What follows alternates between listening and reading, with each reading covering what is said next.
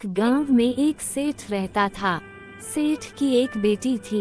वो हर रोज पीपल को जल चढ़ाने जाती थी। पीपल के वृक्ष से लक्ष्मी जी प्रकट होती और चली जाती थी।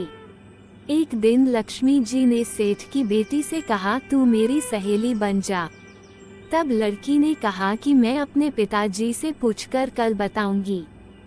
सेठ की बेटी ने घर जाकर अपने पिता को सारी बात बता दी।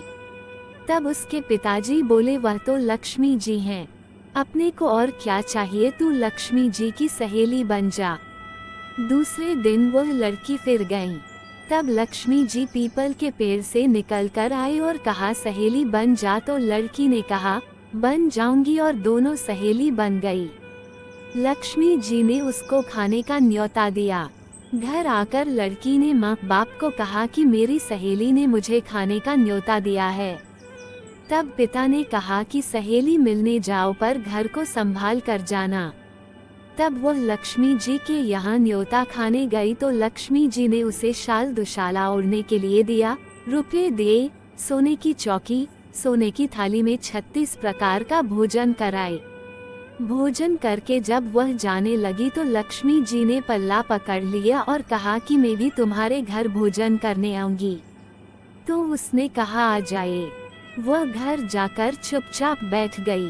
तब लड़की के पिता ने पूछा कि बेटी सहेली के यहाँ मिलकर कर आ गई, और तू उदास क्यों बैठी है?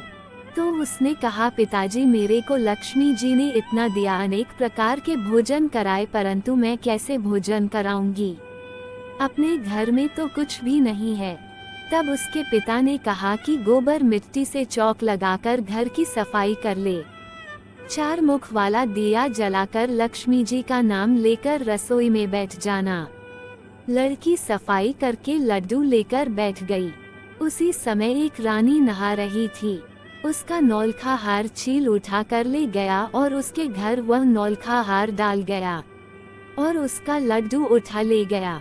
बाद में लड़की ने हार को तोड़कर बाजार में ले गई और सामान लेने लगी तो सुनार ने पूछा कि क्या चाहिए? तब उसने कहा कि सोने की चौकी, सोने का थाल, शाल दुशाला दे दें, मोहर दें और सामग्री दें। 36 प्रकार का भोजन हो जाए, इतना सामान दें। सारी चीजें लेकर बहुत तैयारी करी और रसोई बनाई। तब गणेश जी से कहा कि लक्ष्मी जी से प्रार्थना कि आप लक्ष्मी जी को ले आए। आगे आगे गणेश जी और पीछे पीछे लक्ष्मी जी आई। उसने फिर चौकी डाल दी और कहा, सहेली चौकी पर बैठ जा। जब लक्ष्मी जी ने कहा कि सहेली चौकी पर, तो मैं राजा रानी के घर पर भी नहीं बैठी, किसी के भी यहाँ नहीं बैठी, तो उसने कहा कि मेरे यहाँ तो आपको बैठना पड़ेगा। फिर लक्ष्मी जी चौकी पर बैठ गई। तब उसने बहुत खातिर की। जैसे लक्ष्मी जी ने की थी वैसे ही उसने करी। लक्ष्मी जी उस पर बहुत खुश हो गईं। घर में खूब रुपया एवं धन हो गया। सेठ की बेटी ने कहा, मैं अभी आ रही हूँ, आप यहीं बैठी रहना, और वह चली गई। लक्ष्मी जी गई नहीं और चौकी पर बैठी रहीं।